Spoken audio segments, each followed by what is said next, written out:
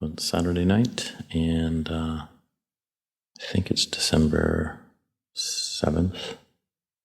And it's been quite an enjoyable time, I've found, in the monastery, having a bit of a refreshing, smaller community of monastics and guests. I told Ajahn Cunda that I don't think I had sat next to an anagarika for almost a decade, and then there was one sitting right next to me.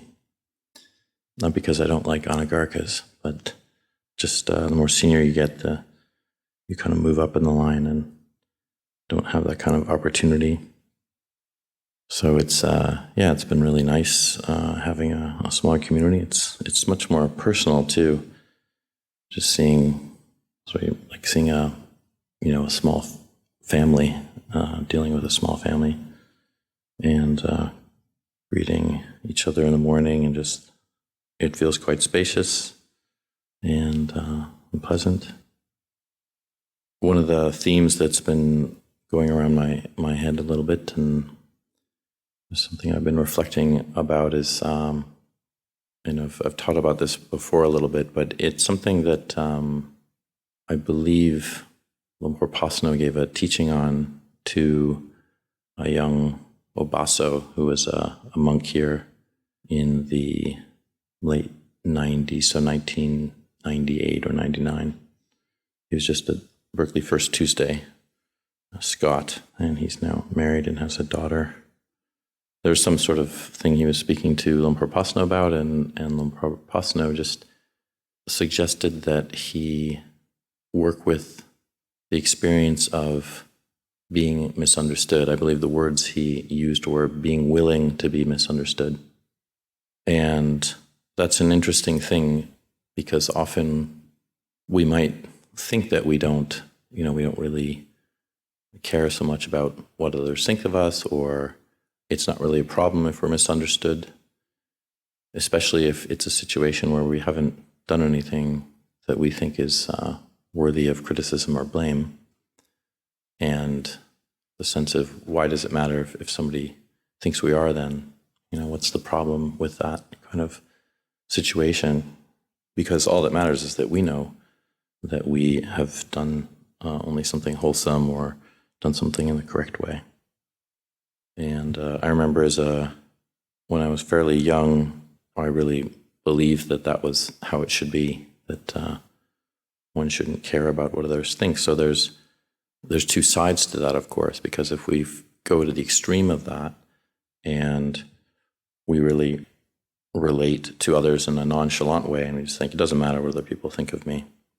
Well, if we are doing everything wholesome, then for the most part that might work, although we might still step on some toes and harm people, because it inadvertently, even if we're doing the right thing, it doesn't always work out that it's harmless. So, if somebody says to you, like, oh, how do I look? You're like, oh, just honesty is important. You don't look too good. I don't think, I think you should change what you're wearing and do something different, and on that is, it doesn't work. So honesty is not always something that's going to be a harmless thing to engage in. So in that situation, of course, one could just change the subject or try to do something. It doesn't mean one lies, but you can just ask, why is it important, what you think, or whatever. But in other situations, there are times when we can exaggerate the sense of like really caring about what other people think of us, what the problem is, that there might be a problem that we're putting out there in the world, and we want to try to rectify it. But the problem is that this is often related to an image of ourselves. We want to preserve our image in another person. Okay, I don't want this person to think poorly of me.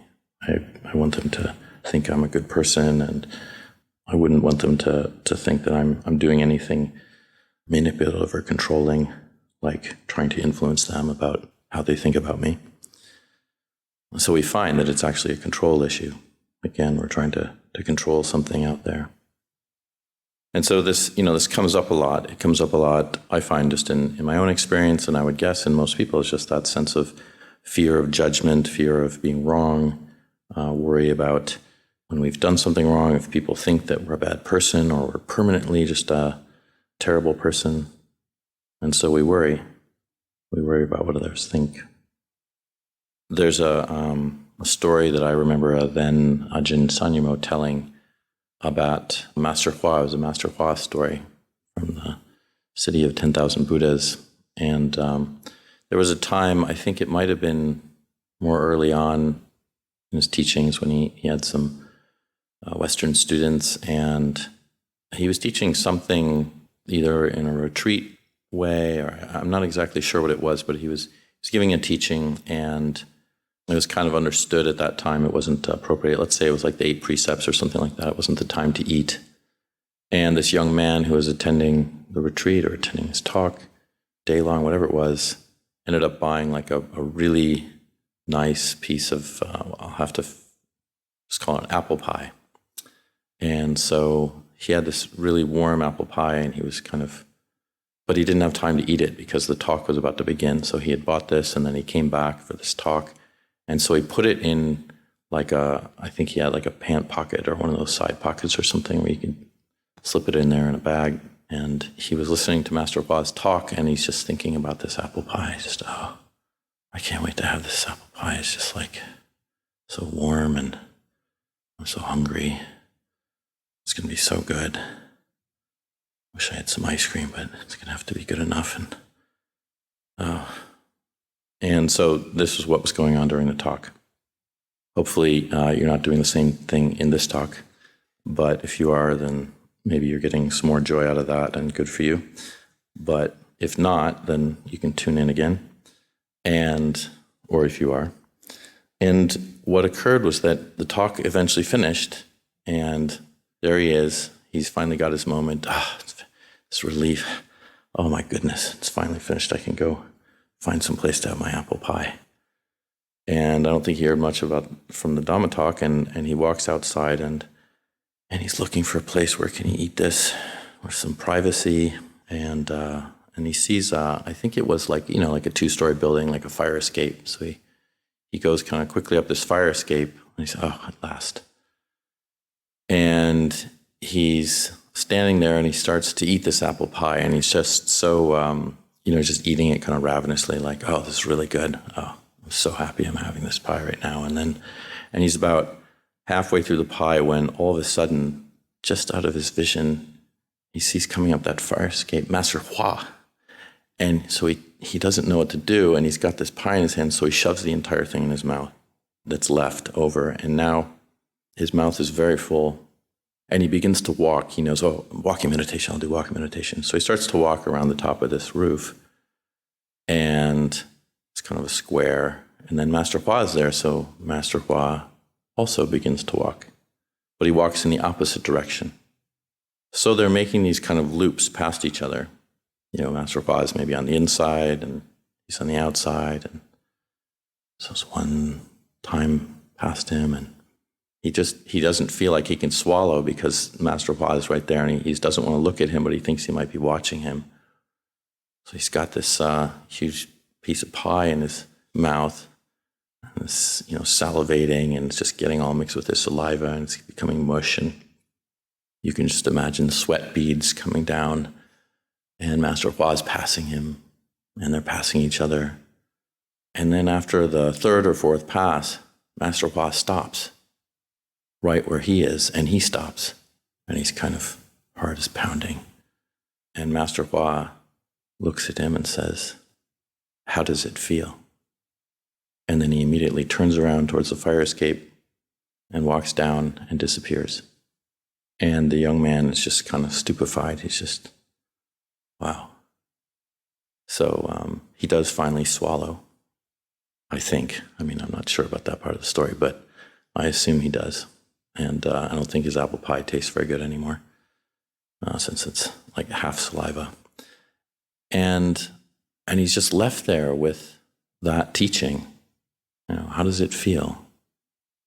The whole experience, it's just this getting completely caught up in desire, and then getting what he wanted, and acting in a way that wasn't, very beautiful, just wolfing it down in private. getting away from something, nobody can see him. And then Master Fa, the master right there, the one person that really, really didn't want to see at that moment, appears. And it's just this experience of not wanting to be caught and, thinking about how poorly he looks in front of the teacher. How could he ever repair this situation? It just looks so bad. Obviously, a lot of probably negative views about himself.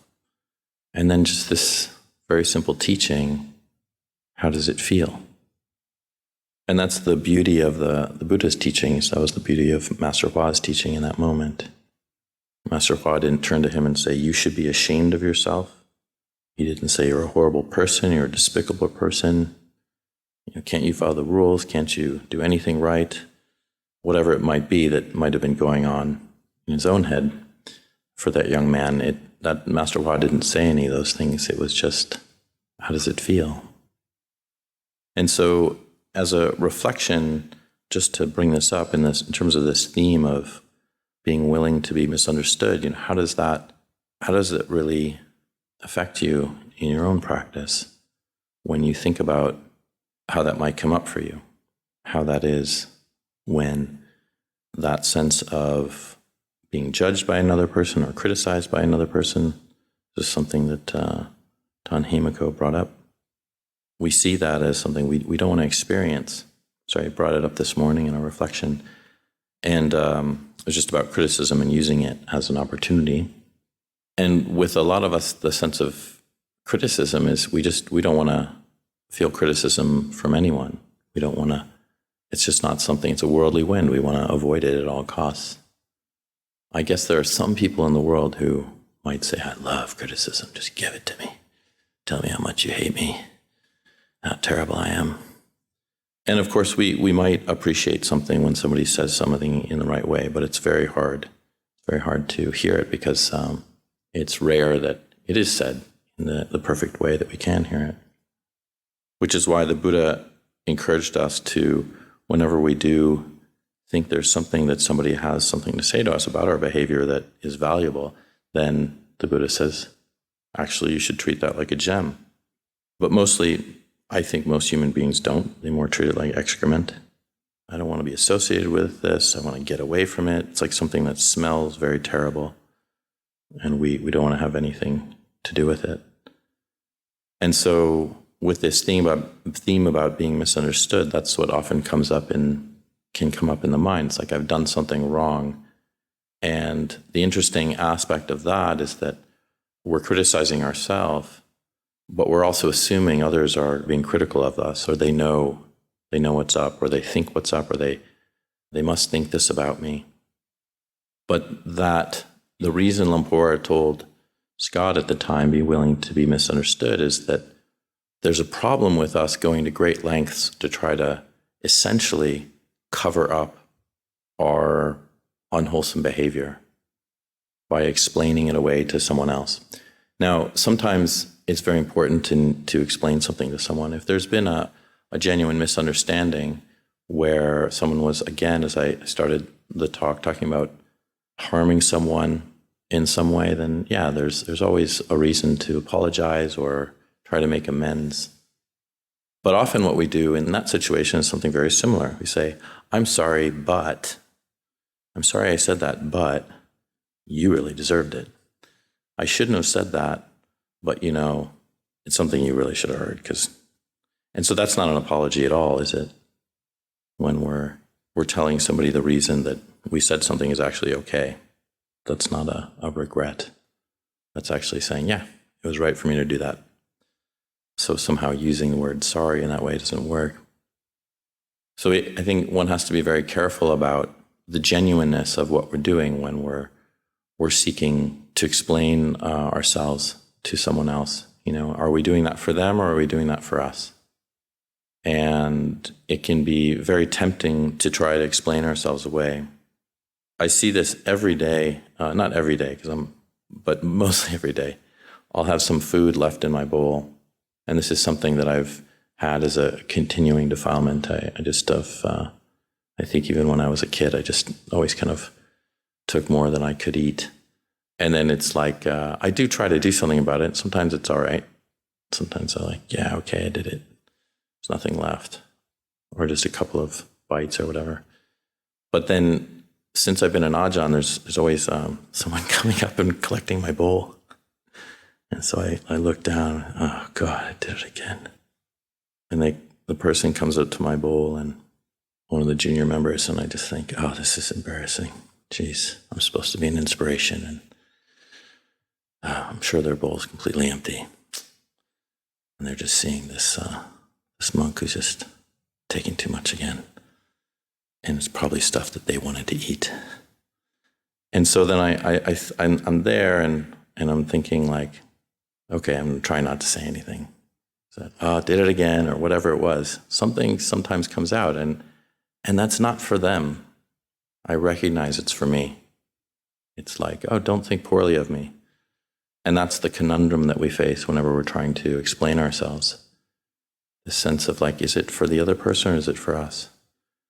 And I think we need to be very careful, because it's much more helpful in our Dhamma practice in situations like that to identify, okay, if it's not for the other person, if I'm not speaking for the help of the other person, then if it's for me, can I recognize that and at least stop myself to experience exactly what Master Hua said? How does it feel? How does it feel to, whatever it is, hold myself in contempt or continue to repeat the same mistake over and over again? How does that particularly feel? What is that like? And that is the Buddha's teaching. That is the teaching that we follow.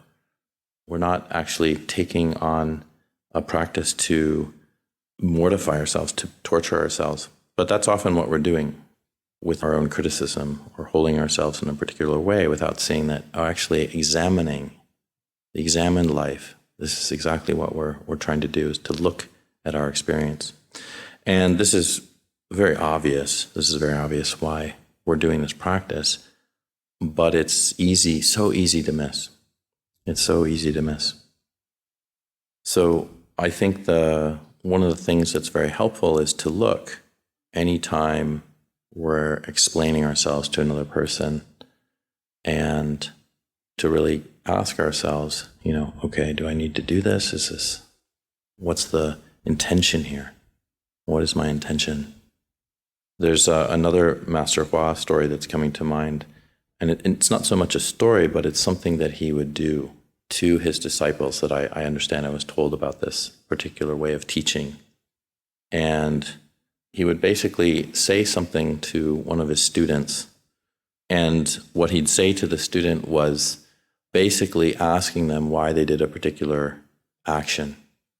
So he'd say, why did you do this thing? And the thing that he would ask about was something that wasn't right. It wasn't a good thing. It was a mistake, but it was usually something that not just was an innocent mistake. It was like somebody trying to get away with something or do something that was obviously not very beautiful behavior. And so he'd ask a person about that. And it's possible that he was actually asking about a very specific thing that he saw, but he didn't see that person do it. He saw somebody else do it. And he would ask the person who he didn't see do it why they did it. And then he would see their reaction. And the reaction was telling him where the student was, Oh, that wasn't me. I didn't do that. That was him, You didn't know that. I'm sorry, but it wasn't me. And so it was like, oh, okay, interesting. But someone who's willing to be misunderstood might just kind of, sorry, Master. And that's it. And then how does it feel? So I'm just thinking about things that occur here, and like at least my training with Lumpur Pasno, there were so many times where he was teaching in this way. He wasn't quite the teddy bear he is now. And what I mean by that is when I trained with him, the first time I met him, I only got to know him for a few months, and then he went off for a year and 3-month sabbatical. And so I actually mostly trained with Ajahn Amaro during that time.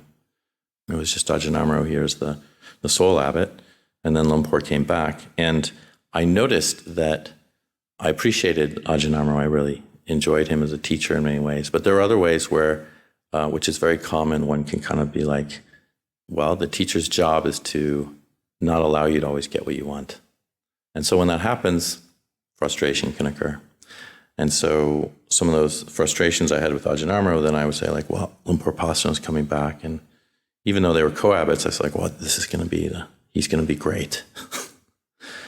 And when he came back, for some reason, I just thought he was he is a very sweet human being, but he also can be fierce. And what a lot of his students now see who aren't here with him as the abbot is that, yeah, he didn't sugarcoat things. And sometimes I would be told quite directly when I was not doing something that was really in my own best interest, nor in the interest of others. And the encouragement wasn't to explain to him like, well, okay, well, let me try to explain to you so you understand. That made things a lot worse because he pretty much already did understand. And so then he would either listen to this or not listen to this, or the main teaching around that was, you don't need to explain this to me. I've given you a teaching. So you need to explain it to yourself. You need to look at what my teaching was teaching you. And there were many times I missed it because I was so focused on making sure that I just didn't look like an idiot in front of him. Like, okay, I think you might have gotten this wrong, which made me look like even more of an idiot. And it was often, some of the other monks, I think, found this funny, especially, as I was an Anagarika and in Samanera and Navaka and Majjhima and Ajahn. So yeah, it happened, but he did assure me that it would happen less and less, and that was correct. Or at least he corrects me a lot less. But the thing about this teaching is it was very difficult to be with experiences where I could be in some situations where genuinely I felt I was misunderstood, that I actually hadn't done something. And I was in other experiences where I just didn't want him to think that I had done something poorly. Not that I was lying, but I was like, oh, I wanted to somehow downplay it, like just not make myself look that bad. And the interesting thing about both of those is that they're both just teachings in whatever way he was teaching me, I could watch. I could see, okay, there was a misunderstanding. What does that feel like? What's that experience? How can I learn from that? Can I develop equanimity? Can I lose that desire to make sure that I'm understood, to insist that I'm understood? And in other ways, how can I learn from my own, weasel mind that's trying to get the situation right so I don't look so bad? So I'm not sure if any of you have anything in common with this, but any time that we tend to deal with human beings, I appreciated one time hearing a teacher in some way say something like, you don't have to worry about other human beings and like how they think about you, because whenever you're dealing with any human beings, they're just as neurotically afraid and worried about how you're thinking about them than you are doing the same thing with them. So just don't worry about it. And in a way, it's right. You think about, like, obviously people have different levels of this, but to a certain evolutionary degree, we had to be careful around other people. We never knew who was friend or foe. And even family members could be friend or foe. So we didn't necessarily always know who we could count on. And so I think this is built in an almost innate way. So it takes a lot of de-evolving to a certain way in terms of the negative aspect of it, taking out the negative fruits of evolution in this way, so that we can sort of learn to trust in our own awareness and our own experience around others, so that we're not obsessively worried about what others think about us. And so that's part of the work. That's part of this experience of how does it feel? Because our work, our path is to really have a sense of, I can work with this in a different way. It's not through trying to control my external experience, trying to control others' perception of me. It's by letting go of my own perception of self, not creating and solidifying and becoming so that I'm eventually able to let go of that and transcend the suffering that it's creating. So these are opportunities that we have that we sometimes just don't see, because we might jump through hoops to try to, in a way, control or manipulate our experience so that in our own perception, nobody finds fault with us. The irony in all of this is that I think most people, they have a sense of what's going on. When you're not genuine and you're just looking after your own self-interest, there's something that kind of, I think, oozes out of a person. It kind of comes out and the other person just like sees it. And so it doesn't take a lot to kind of to see this sort of weaseling attempt at getting oneself out of essentially looking like one's guilty. And so what I say is ironic about it is if we just kind of shut up and we're like, okay, I'm just going to allow this to be how it is, to let others think of me as they will, and try not to get too involved with that or worry about it. And obviously, if there's something that somebody's misunderstanding that's actually causing duress for them in terms of their being hurt, or also like maybe losing faith, something, for example, if somebody thinks you stole something and there are definite reasons why we want to explain to somebody why something like that didn't occur. But we need to, each of us, examine for ourselves, what are those reasons? What are our motivations? What are we doing this for when we're seeking to explain ourselves to another person? And when we see that it is just in our own self-interest, self-preservation, to make our image of ourselves appear good within other people, because we are just very afraid of the consequences of looking bad, we see that there might be vanity there, then it's really important to just learn how to experience that. What is that? What does that feel like when I don't act on that impulse? What does it feel like when I am willing to be misunderstood? So these are just some reflections tonight, and if anything's been helpful, then please reflect on it and use it in your own practice. And anything else that hasn't been so useful, just feel free to leave it behind. There you are.